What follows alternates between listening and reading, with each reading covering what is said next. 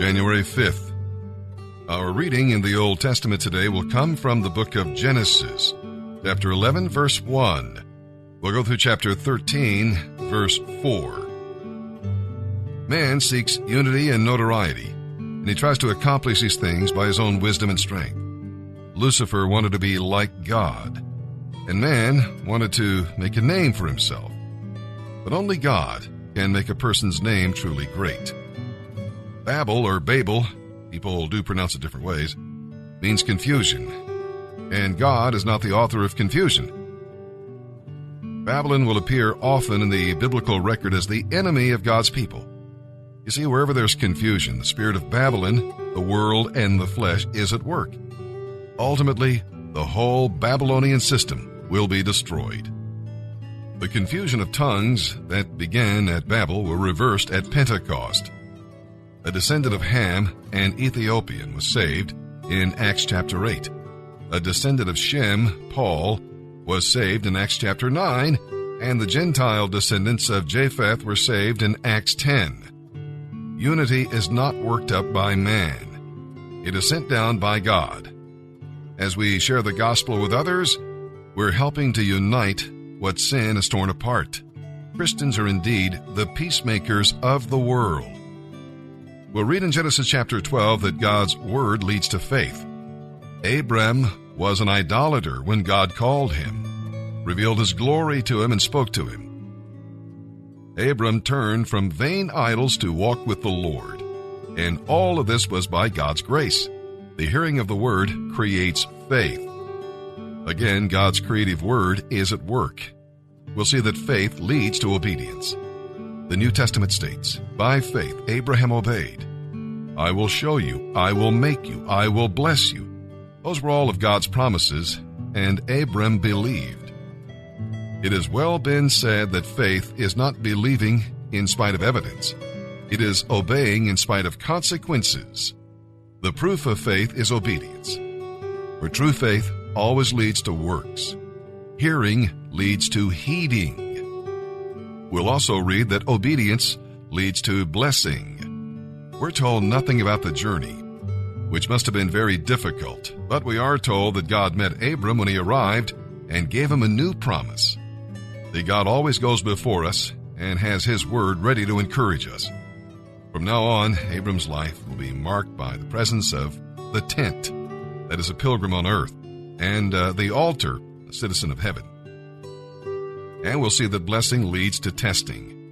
Faith is always tested for at least 3 reasons: to prove whether our faith is real, to help our faith grow, and to bring glory to the Lord. Imagine a famine in the very land where God led him. We can be in the will of God and still suffer trials. It's been said that faith is living without scheming, but Abram began to scheme. He was walking by sight and not by faith, and it cost him his testimony and almost his wife. Note that Abram had neither a tent nor an altar in Egypt. Going down to Egypt is Bible language for getting out of the will of God. Well, God blessed Abram that he might be a blessing. You see, through Abram and his descendants, the whole world has been blessed. Whenever God gives you a blessing, it's so that you might be a blessing to others. God's blessings are not luxuries. They are opportunities. And with that, let's begin our reading today here in the Old Testament. January 5th. Genesis chapter 11, verse 1 through chapter 13, verse 4. At one time, the whole world spoke a single language and used the same words. As the people migrated eastward, they found a plain in the land of Babylonia and settled there. They began to talk about construction projects. Come, they said, let's make great piles of burnt brick and collect natural asphalt to use as mortar. Let's build a great city with a tower that reaches to the skies, a monument to our greatness. This will bring us together and keep us from scattering all over the world. But the Lord came down to see the city and the tower the people were building. Look, he said, If they can accomplish this when they have just begun to take advantage of their common language and political unity, just think of what they will do later. Nothing will be impossible for them. Come, let's go down and give them different languages. Then they won't be able to understand each other. In that way, the Lord scattered them all over the earth, and that ended the building of the city. That is why the city was called Babel, because it was there that the Lord confused the people by giving them many languages, thus scattering them across the earth. This is the history of Shem's family. When Shem was 100 years old, his son Arphaxad was born. This happened 2 years after the flood.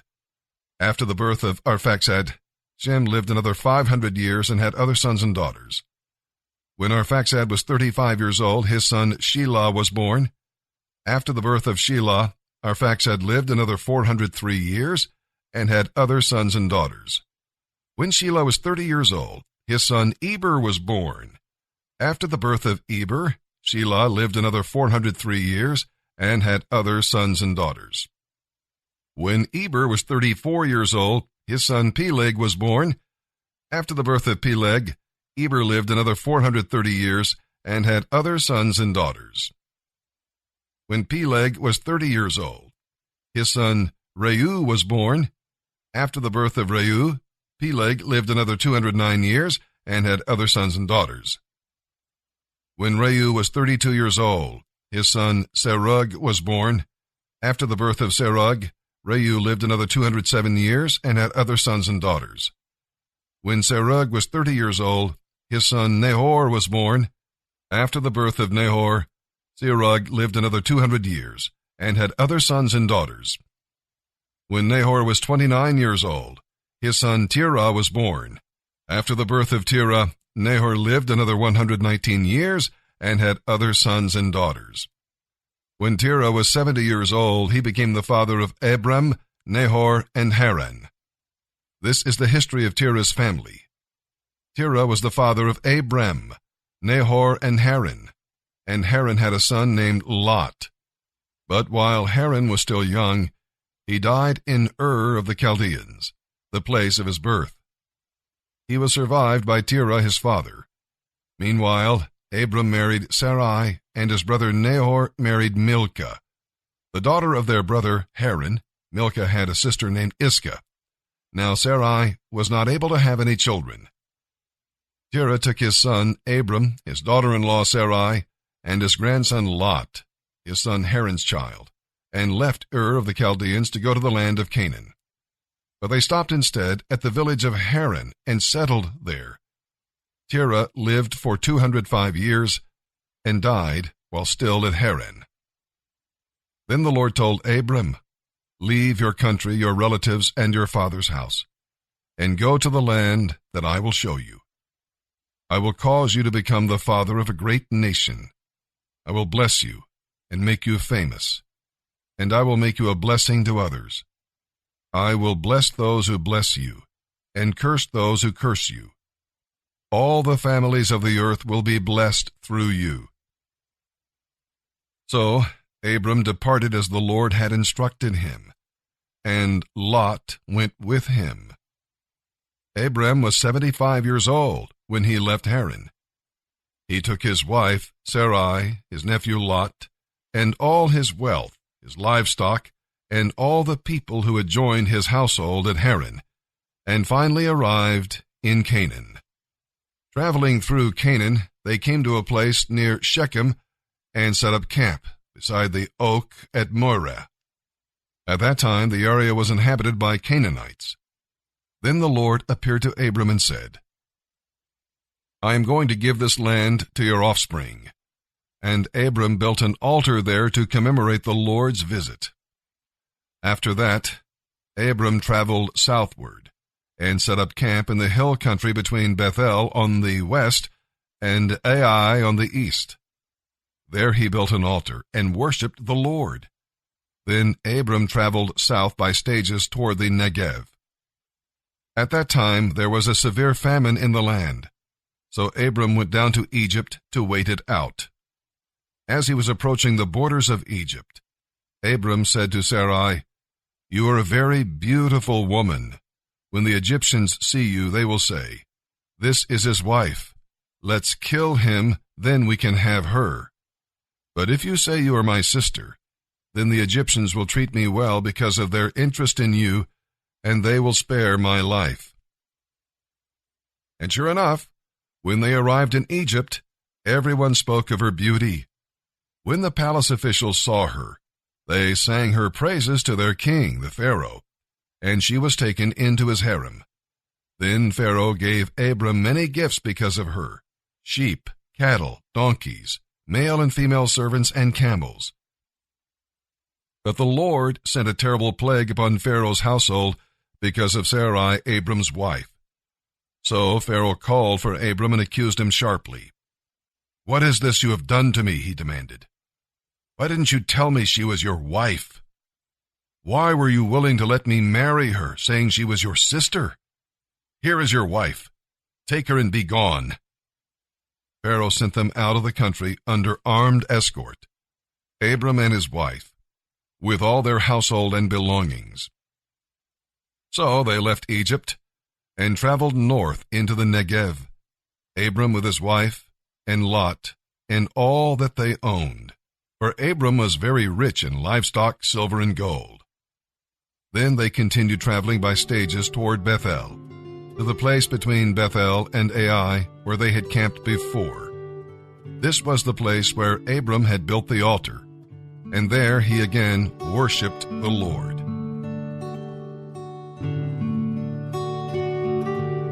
January 5th. Our reading in the New Testament today will come from the book of Matthew, chapter 5, verses 1 through 26. Here's what's going on there. We're going to read about citizens. We enter the kingdom through the new birth, but we enjoy the kingdom by living for those things that please God the most. The world and worldly believers would disagree with Christ's description of a blessed, happy person. But the description is true just the same. God majors on character, and so should we. We'll read about salt and light here in Matthew 5. Tasteless salt and hidden light are good for nothing. They don't accomplish anything. Salt arrests decay in our world, and light banishes darkness. Salt is hidden, but light is visible. Both are needed in the world, and both must give of themselves in order to serve. And we'll read about worshipers. If you bring anger to the altar, you cannot worship God. So get rid of the anger quickly. Angry feelings lead to angry words and deeds, and the result could be murder, because in anger is the spirit of murder. And now let's begin our reading today here in the New Testament. January 5th, Matthew chapter 5, verses 1 through 26. One day as the crowds were gathering, Jesus went up the mountainside with his disciples and sat down to teach them. This is what he taught them. God blesses those who realize their need for him, for the kingdom of heaven is given to them. God blesses those who mourn, for they will be comforted. God blesses those who are gentle and lowly, for the whole earth will belong to them. God blesses those who are hungry and thirsty for justice, for they will receive it in full. God blesses those who are merciful, for they will be shown mercy. God blesses those whose hearts are pure, for they will see God. God blesses those who work for peace, for they will be called the children of God. God blesses those who are persecuted because they live for God, for the kingdom of heaven is theirs. God blesses you when you are mocked and persecuted and lied about because you are my followers. Be happy about it. Be very glad, for a great reward awaits you in heaven. And remember, the ancient prophets were persecuted too. You are the salt of the earth. But what good is salt if it has lost its flavor? Can you make it useful again? It will be thrown out and trampled underfoot as worthless. You are the light of the world, like a city on a mountain, glowing in the night for all to see. Don't hide your light under a basket. Instead, put it on a stand and let it shine for all. In the same way, let your good deeds shine out for all to see, so that everyone will praise your heavenly Father. Don't misunderstand why I have come. I did not come to abolish the law of Moses or the writings of the prophets. No, I came to fulfill them. I assure you, until heaven and earth disappear, even the smallest detail of God's law will remain until its purpose is achieved. So, if you break the smallest commandment and teach others to do the same, you will be the least in the kingdom of heaven. But anyone who obeys God's law and teaches them will be great in the kingdom of heaven. But I warn you, unless you obey God better than the teachers of religious law and the Pharisees do, you can't enter the kingdom of heaven at all. You have heard that the law of Moses says, "Do not murder. If you commit murder, you are subject to judgment." But I say, if you are angry with someone, you are subject to judgment. If you call someone an idiot, you are in danger of being brought before the high council. And if you curse someone, you are in danger of the fires of hell.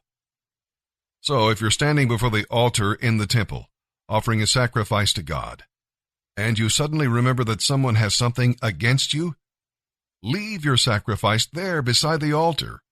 Go and be reconciled to that person. Then come and offer your sacrifice to God. Come to terms quickly with your enemy before it is too late, and you are dragged into court, handed over to an officer, and thrown in jail. I assure you that you won't be free again until you have paid the last penny. Psalm chapter 5, verses 1 through 12. For the choir director, a psalm of David, to be accompanied by the flute. O Lord, hear me as I pray. Pay attention to my groaning. Listen to my cry for help, my King and my God. For I will never pray to anyone but you. Listen to my voice in the morning, Lord. Each morning I bring my requests to you and wait expectantly. O God, you take no pleasure in wickedness. You cannot tolerate the slightest sin. Therefore, the proud will not be allowed to stand in your presence, for you hate all who do evil. You will destroy those who tell lies. The Lord detests murderers and deceivers. Because of your unfailing love, I can enter your house. With deepest awe, I will worship at your temple. Lead me in the right path, O Lord, or my enemies will conquer me. Tell me clearly what to do, and show me which way to turn. My enemies cannot speak one truthful word. Their deepest desire is to destroy others. Their talk is foul, like the stench from an open grave. Their speech is filled with flattery. O God, declare them guilty. Let them be caught in their own traps. Drive them away because of their many sins, for they rebel against you. But let all who take refuge in you rejoice. Let them sing joyful praises forever. Protect them, so all who love your name may be filled with joy. For you bless the godly, O Lord, surrounding them with your shield of love. Proverbs chapter 1, verses 24 through 28. I, wisdom, called you so often, but you didn't come. I reached out to you, but you paid no attention. You ignored my advice and rejected the correction I offered. So I will laugh when you are in trouble. I will mock you when disaster overtakes you, when calamity overcomes you like a storm, when you are engulfed by trouble, and when anguish and distress overwhelm you. I will not answer when they cry for help. Even though they anxiously search for me, they will not find me.